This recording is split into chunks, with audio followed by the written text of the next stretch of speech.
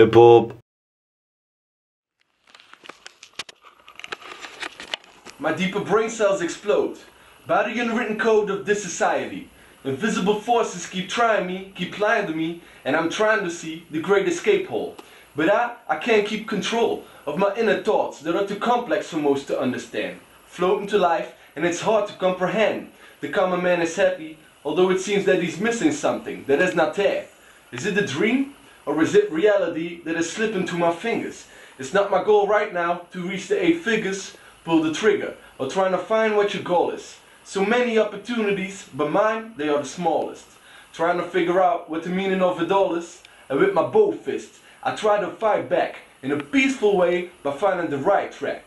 But I lack the understanding at my young age, so I shout my anger out live on stage, cause I'm afraid of the horror that might come.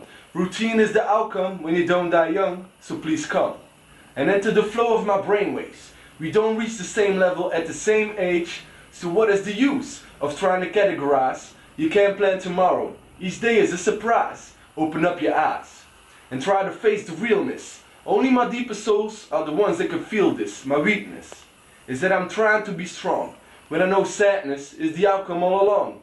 The force is strong when my instinct comes out.